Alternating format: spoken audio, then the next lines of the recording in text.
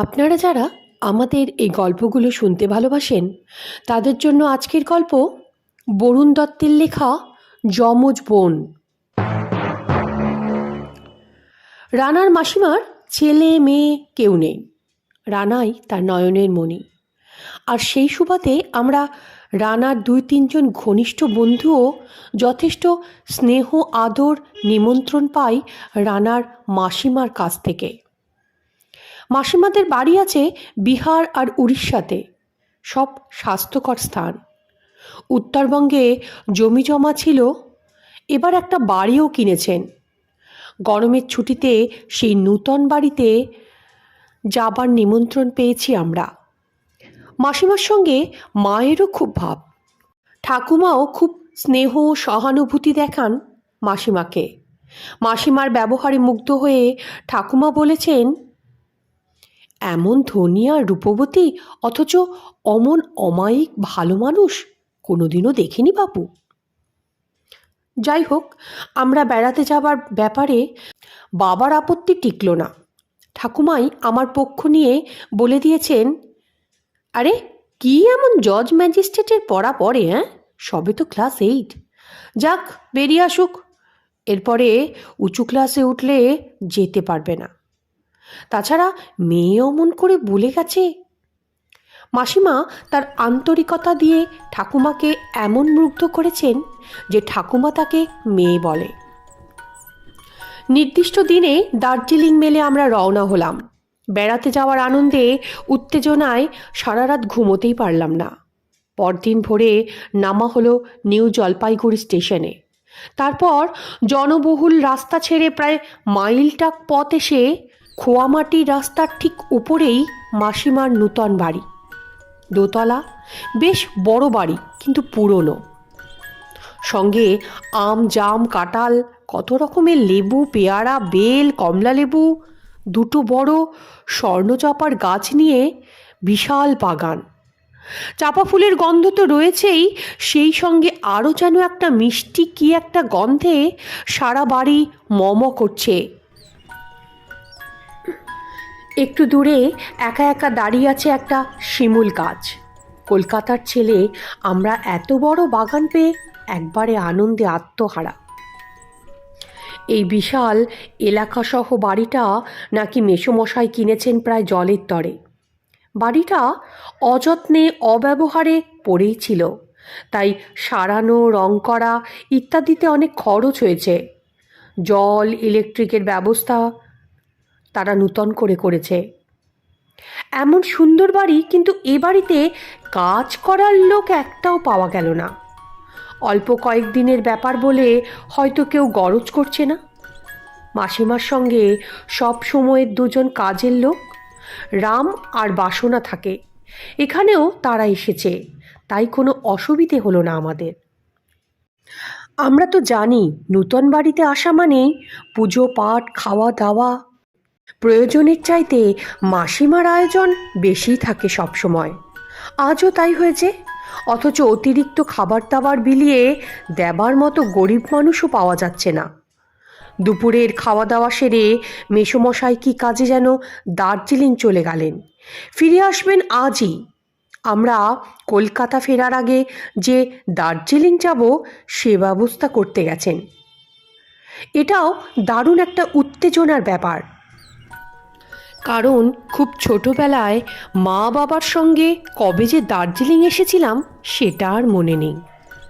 সন্ধ্যার মুখে পাওয়ার কাট হলো। মাসিমার কাজের লোক রাম পেট্রোম্যাক্স জেলে ফেলল। বাসনা জ্বালল 2টো বড় হ্যারিকেন। এটা রেখে এলো সিঁড়ির মুখে, অন্যটা ডাইনিং রুমে। পেট্রোম্যাক্স থাকলো ঠাকুর ঘরের সামনে। মেসোমশাই আগেই বলেছিলেন জেনারেটরের কথা। মাসিমাই বারণ করেছেন, বলেছেন পরের বার একটা কিনে নিও, এই কটা দিনের জন্য আর এত ব্যস্ত হতে হবে না। মাসিমা ঠিক কথাই বলেছেন, পরে লাগবেই, কারণ মেসোমশাই তার এরিয়া অফিস করবেন নাকি এই বাড়িটাতে। বাড়িতে এখন আমি, রানা, সৌরভ, 3 বন্ধু, মাসিমা আর তার রাম আর বাসনা। এরই মধ্যে বাড়ির সব কটা আলোই একসঙ্গে হঠাৎ টুপ করে নিভে গেল। আমরা অন্ধকারে ডুবে গেলাম। ঠিক সেই মুহূর্তেই মাসিমার গলা পাওয়া গেল। তিনি রামকে ডাকছেন আর বললেন, এই রাম, দেখ তো আলোগুলোতে তেল টেল দিসনি নাকি? হ্যাঁ, তোরা একটা কাজও ঠিক করে করতে পারিস না। বাবুর ঘরের বড় টর্চটা নিয়ে আয় চটপট। আলোগুলোর সঙ্গে কটা বড় মোমবাতি জ্বেলে দিস। প্রথম দিনেই দেখ তো কী অবস্থা। রাম আর বাসনা ব্যস্ত হাতে আলোগুলো ফের জ্বালল, সেই সঙ্গে ইয়াপ বড় 3-4টে মোমবাতি। তারপর রাম বলল, মা, তেল তো সবগুলাতেই আছে। মাসিমা ঠাকুর ঘরের সন্ধ্যা প্রদীপ দিয়েছিলেন। হঠাৎ তার খেয়াল হলো প্রদীপটা কে যেন তুলে নিয়ে গেছে। এবার মাসিমা বিরক্ত হয়ে ভাবলেন এটা নিশ্চয়ই বাসনার কাজ। হাতের কাছে দেশলাই না পেয়ে এটাই তুলে নিয়েছে, কিন্তু ফিরিয়ে তো দেবে। যত সব অলক্ষণে কাজকর্ম। ঠাকুর ঘর অন্ধকার করে কেউ প্রদীপ নেয়? বিরক্ত কণ্ঠে তাই তিনি চিৎকার করতে লাগলেন বাসনার নাম ধরে। মাসিমার চেঁচামেচিতে রান্নাঘর থেকে দৌড়ে আসলো বাসনা। সে এসে বলে, কি হয়েছে মা? মাসিমা প্রচণ্ড রেগে বলে, এই প্রদীপটা কোথায় রেখে এলি? বাসনা অবাক, বলে, আমি প্রদীপ নিয়েছি? কি যে বলো না তুমি মা! তখনই বলেছিলুম এই শরীরে এত ধকল নিওনি। কি দেখতে কি দেখছ? মাসিমা একটু থতমত খেয়ে বললেন, নে, আর খবরদারি করতে হবে না। প্রদীপটা কোথায় রেখে এলি তাই দেখ। আরে ওই তো পিল সুজের ওপরেই আছে মা। বলতে বলতে বাসনা চলেও গেল। বাসনার কথা মিথ্যে নয়। কাজের লোক না পাওয়ায় মাসিমার পরিশ্রম হয়েছে খুব। না হয়েছে বিশ্রাম, না হয়েছে সময় মতো খাওয়া দাওয়া। ভুল তো একটা হতেই পারে। আমরা 3 বন্ধু বাগানের দিকে দোতলার বারান্দায় বসে গল্প করছি। মাসিমা, বাসনা আর রামের কথোপকথন শুনতেও পাচ্ছি। যদিও আমাদের দৃষ্টি ছিল আধো জ্যোৎস্নামাখা বাগানের দিকে। ভারী সুন্দর দুটি মেয়ে, হয়তো আমাদের মতোই বয়স হবে। অনেকক্ষণ থেকে চাপা গাছের ওদিকে খেলা করছিল। এখন তাদের আর দেখতে পাচ্ছি না। আমরা অবাক হয়ে ভাবলাম, আরে কি দুষ্টু আর সাহসী মেয়ে রে বাবা! সন্ধ্যা পেরিয়ে গেছে, তবু বাড়ি ফেরার নাম নেই। ওদের বাড়ির লোকেরা নিশ্চয়ই চিন্তা করছে। একটু পরেই পরিষ্কার জ্যোৎস্নায় সারা বাগান ভরে গেল। শুনেছি এখান থেকে নাকি এমন জ্যোৎস্না রাতে কাঞ্চনজঙ্ঘা দেখা যায়, কিন্তু আমরা তো দেখতে পাচ্ছি না। কি জানি, হয়তো 3-4 তলা বাড়ির ছাদে উঠলে দেখা যাবে। হঠাৎ করে কারেন্টও ফিরে এলো। এবার আমরা ঠিক করলাম ছাদে উঠে নাগাধিরাজ হিমালয়ের তুষার শোভিত শৃঙ্গগুলো দেখার চেষ্টা করব। সিঁড়িতে উঠতে গিয়ে দেখলাম সেই মেয়ে দুটো ছাদ থেকেই নেমে আসছে। ছাদের দরজায় তালা দেওয়া। রানা গেছে রামের কাছ থেকে চাবিটা আনতে। অবাক হয়ে জিজ্ঞেস করলাম, ওরা উপরে কি করছিল? মেয়ে দুটো যখন আমাদের ধাক্কা দিয়ে নিচে নেমে গেল, ঠিক তক্ষুনি রানাও চাবি নিয়ে দৌড়ে এলো। বলল, কি জোর একটা হাওয়া বইল রে, ছাদে আর গিয়ে কাজ নেই, বৃষ্টি আসতে পারে। হঠাৎ করে ছাদে যাওয়ার গরজটা সবারই চলে গেল। বসার ঘরে চলে এলাম আমরা। ওদিকে মাসিমা রান্নায় ব্যস্ত টের পাচ্ছি। বাসনা মাসিমার হাতে হাতে যোগান দিচ্ছে। রাম বিছানাপত্র রেডি করছে। এক ঘরে শোবো আমরা 3 বন্ধু, এক খাটে। সেই ঘরের মেঝেতেই এক পাশে রামের বিছানা, অন্য ঘরে মাসিমা আর বাসনা, আর মেসোমশায়ের ঘরটা আলাদা। মাসিমা 1 প্লেট ফিশ ফ্রাই নিয়ে এলো। বলল, দেখো তো খেয়ে কেমন হয়েছে। এখন আর বেশি দিলাম না, তোমাদের মেসোমশাই এলে একবারে খেতে দেবো।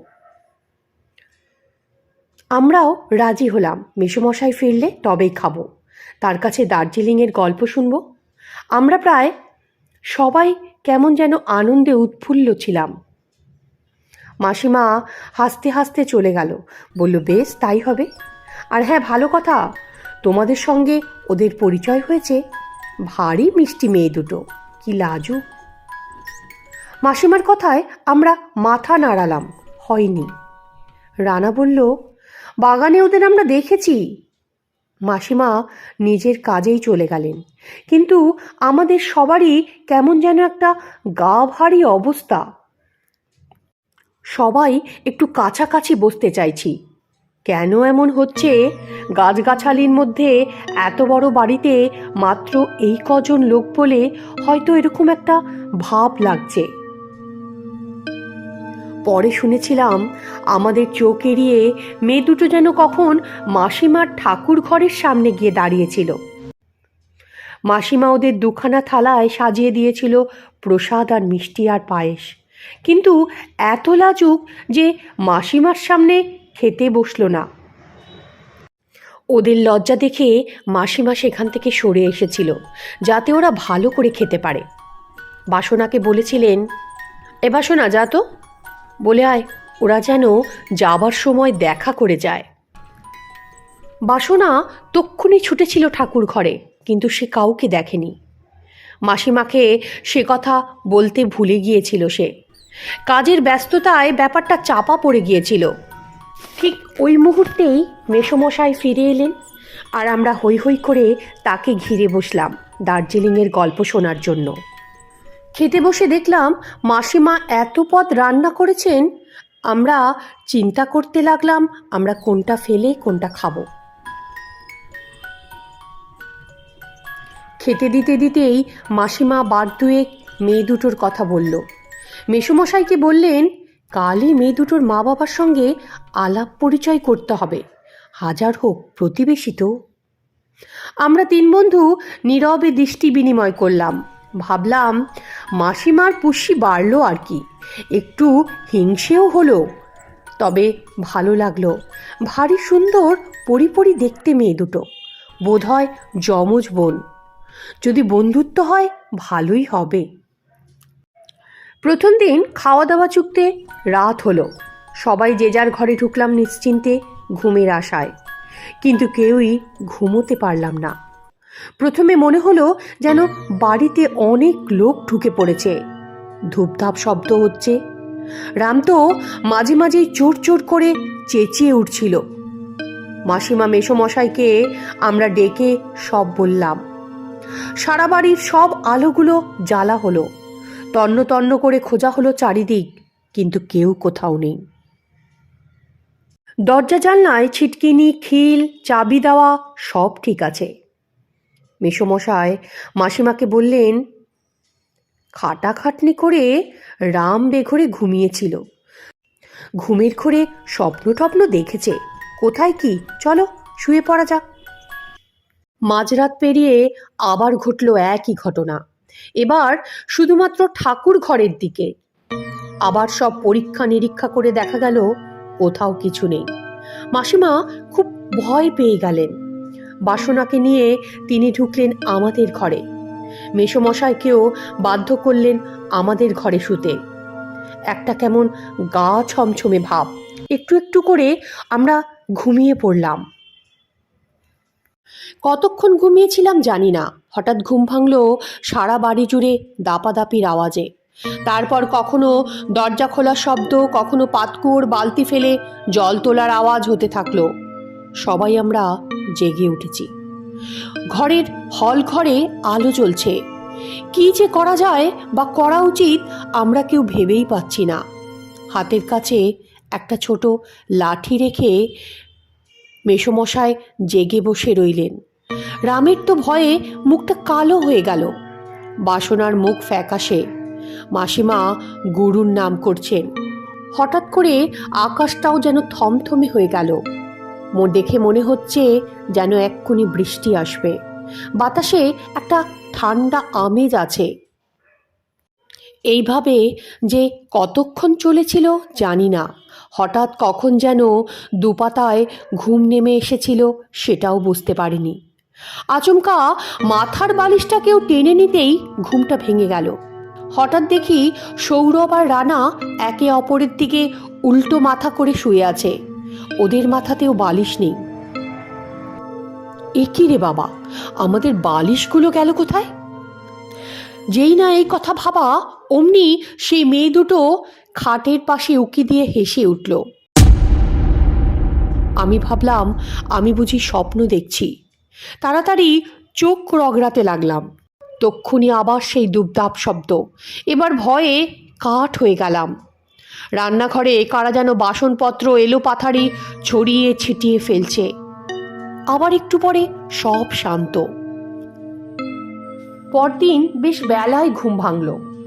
দিনের আলোতে কাল সন্ধ্যে থেকে সারা রাজ্যে তাণ্ডব গেছে বাড়ির ওপরে সেটা মনেই হলো না।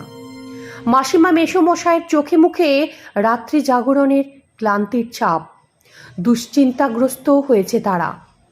আমরা তিন বন্ধু যখন ব্রেকফাস্ট করছি এমন সময় মেসোমশায়ের এক বন্ধু এলেন। তাকে চা দিয়ে মাসিমা মেসোমশায় তার সঙ্গে নিচু গলায় কথাবার্তা বলতে লাগলো। হঠাৎ শুনতে পেলাম ভদ্রলোক বলছেন, বাড়ি কিনছো বলছিলে, কোথায় কিনছো, কি বৃত্তান্ত তা তো তুমি বলনি। আমি ব্যস্ততার মধ্যে জিজ্ঞেসও করিনি। ভেবেছিলাম অনেক দিন ধরেই খুঁজছিলে, পেয়েছো, ব্যাস। কিন্তু এই বাড়ির ব্যাপার জানলে নিশ্চয় বারণ করতাম, বুঝলে। কথাটা আমার কানে আসতেই একটু অস্বস্তি হতে লাগলো। একটা গা ছমছমে ভাব যেন আমায় ঘিরে ধরল। ওই দিনের বেলায় এক ঘরে বন্ধুরা একসঙ্গে থেকেও খালি মনে হচ্ছে কে যেন আমাদের পিছন দিকে দাঁড়িয়ে আছে। এ অবস্থা শুধু আমার একার নয়, বাড়ি শুদ্ধ সবার। তারপর শুনলাম বিকেল 3টে নাগাদ আমরা দার্জিলিং রওনা হব। শুনে মানসিক চাপটা একটু হালকা হলো। তবু চলছি ফিরছি আর যেন কেবলই মনে হচ্ছে কার সঙ্গে যেন ধাক্কা লাগছে। পাছে বন্ধুরা আমাকে ভীতু ভাবে, তাই মনের কথা প্রকাশ করছি না কারুর সামনে। আর কতক্ষণই বা আছি এ বাড়িতে। রানাকে দেখলাম সারাক্ষণই রামকে ছুঁয়ে আছে। দুপুরে আমরা তিন বন্ধু আর মেসোমশায় এক টেবিলে খেতে বসেছি। হঠাৎ টেবিলটা খুব জোরে নড়ে উঠল, যেন ভূমিকম্প হলো। গ্লাস থেকে জল চলকে পড়ল। মাসিমার মুখ চিন্তায় কালো হয়ে গেল। মেসোমশায়ের সঙ্গে চোখে চোখে যেন কিছু একটা ভাব বিনিময় হলো। গোছগাছ শেষ। বাড়ির দরজায় এসে দাঁড়ালো একটা স্টেশন ওয়াগন। সবাই চড়ে বসলাম। সকলের হাতেই একটা করে গরম পোশাক। মেসোমশাই আর তার বন্ধু সব কিছু বন্ধ ঠন্ধ করে এলেন। তাদের অনেকক্ষণ সময় লাগলো, কি জানি কেন। গাড়ি চলছে, আমরা সবাই নীরব। সবচাইতে বেশি মন মরার অবস্থা মাসিমার।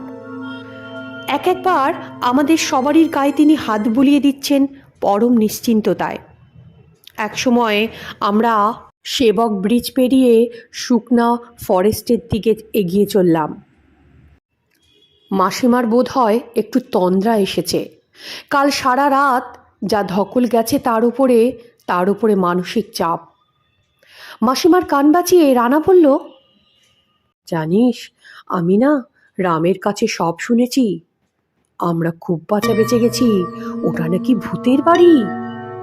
দুই যমজ বোন, তাদেরকে ডাকাতরা মেরে কুয়োয় ফেলে দিয়েছিল। ওখানে আর ফিরবো না আমরা, দার্জিলিং থেকে সোজা কলকাতা।